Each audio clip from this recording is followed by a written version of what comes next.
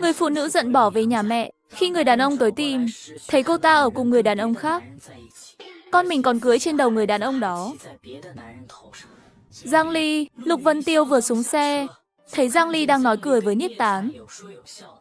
Trước đây Niết Tán không ở cùng đơn vị với anh, nhưng cùng thuộc khu vực chiến sự phía Nam.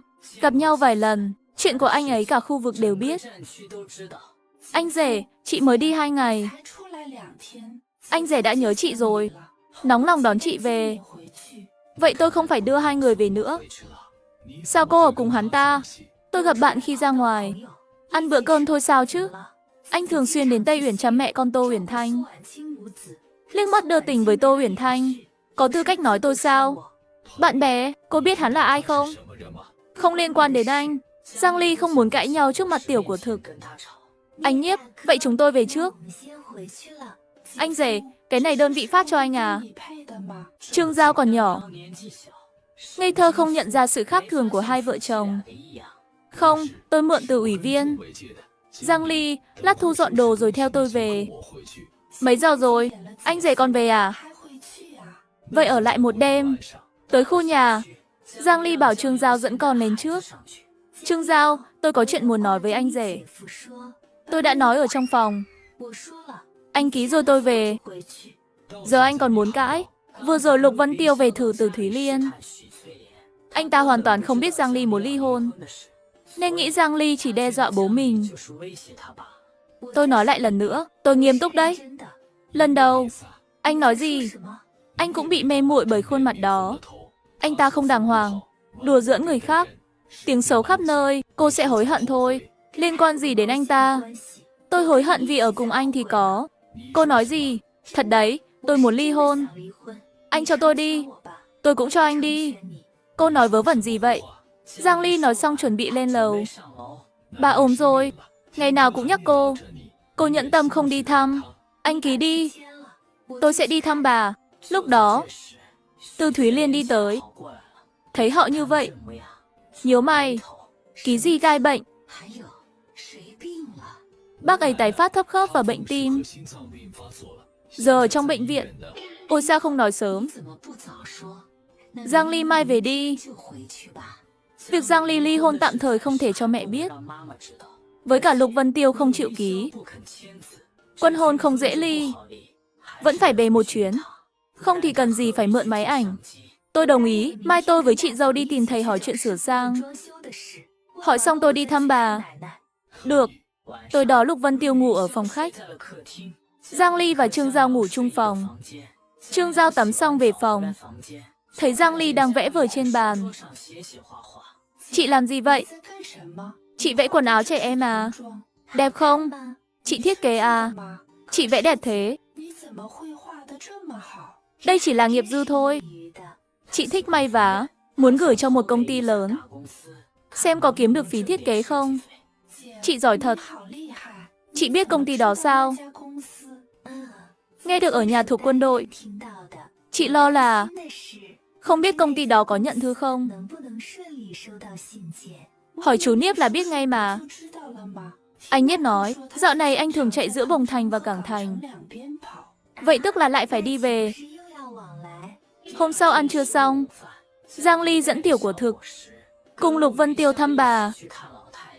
Bà ở bệnh viện quân y. Thấy cháu dâu và chắt về. Bệnh cũng khỏi, muốn ra viện ngay. Giang Ly nhìn thấu, nhưng không vạch trần. Bà cố ơi, về con nấu khoai lang cho bà ăn.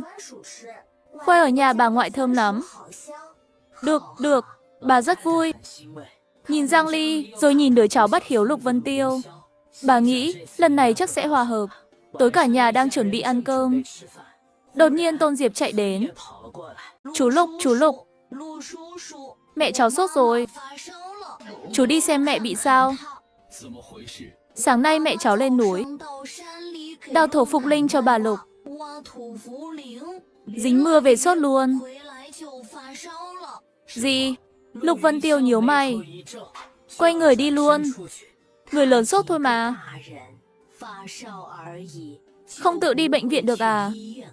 Bác sĩ cần anh làm gì? Bà ơi! Tiểu Diệp nói cô ấy đào thổ phục linh cho bà. Chú Lục, chú đi đi. Đi đi, xin chú đấy. Giang Ly cười thầm. Cảnh này giống hệt kiếp trước. Chỉ khác là lần này Lục Vân Tiêu nhìn cô, nói thêm một câu. Tô Huyền Thành sốt vì bà. Tôi đưa cô ấy đi bệnh viện, sẽ về ngay. Lần này Giang Ly rộng lượng, không nói gì. Theo Lục Vân Tiêu thì tức là đồng ý. Bước ra ngoài. Thế này không phải chuyện của cháu. Đúng là vua không lo, thái giám lo. Lily, sao không ngăn nó? Bà ơi, tôi mà ngăn. Anh ta chắc chắn nói tôi vô lý. Hẹp hòi. Dù gì cũng không phải lần đầu. Tôi quen rồi. Bà không nghe Tôn Diệp nói. Tô Huyền Thanh cũng đào thổ phục linh cho bà. Dính mưa, vậy cũng là có hiếu. Vân Tiêu đi xem, là đúng như suy nghĩ của cô. Sớm muộn gì cũng hại hai vợ chồng. Giang Ly nhìn mẹ chồng, nghĩ đến kiếp trước giống như Lục Vân Tiêu. Mắng mình vô lý. Trong lòng mẹ chồng, thích Tô Huyền Thanh, làm con dâu hơn. Hừ, tôi sẽ chiều lòng bà. Để bà xem, Tô Huyền Thanh là người thế nào. Lục Vân Tiêu đi mãi đến nửa đêm vẫn chưa về. Giống như kiếp trước. Kiếp trước tôi khóa cửa chính từ trong. Lần này cũng vậy. Tầm 2 giờ sáng. Quả nhiên, tôi nghe tiếng Lục Vân Tiêu thấp giọng gọi ngoài cửa sổ. Vì anh không muốn làm phiền mẹ và bà. Nhưng Giang Ly giả vờ không nghe. Lục Vân Tiêu thấy không vào được, liền quay lại nhà Tô Huyền Thanh, ngủ lại nhà cô ta. Đêm đó Giang Ly không ngủ đến sáng. Cô cầm máy ảnh đến nhà Tô Huyền Thanh. Giang Ly tới nơi, cửa đang mở. Vân Tiêu, anh rửa mặt đi. Anh vừa hạ sốt. Tôi tự làm được. Để tôi lấy khăn cho anh. Lục Vân Tiêu ngủ không ngon. Tô Huyền Thanh cầm khăn tới, giống như bị vấp, ngã ngay vào lòng Lục Vân Tiêu. Xin lỗi, có lẽ do hậu của sau sốt. Tôi hơi chóng mặt. Cô tựa vào lòng anh. Khí tức mờ ám bùng lên. Trên mặt cô ửng đỏ. Vân Tiêu.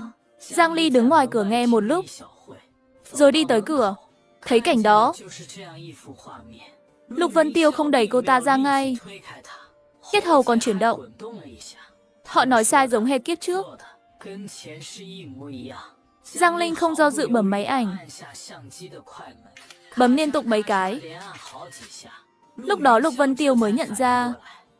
Tim anh trầm xuống. Giang Ly, anh vội đẩy Tô Huyền Thanh ra. Bước tới. Giang Ly tất nhiên không đợi anh bắt. Nhét máy ảnh vào ngực. Chạy như vận động viên 100 mét. Cứu với, có người giết người. Lục Vân Tiêu không ngờ Giang Linh chạy nhanh vậy. Tới cửa nhà mới đuổi kịp. Lý Mỹ Trân và bà nghe tiếng hét. Bước ra. Lily, sao vậy? Giang Ly, chuyện không như em nghĩ đâu.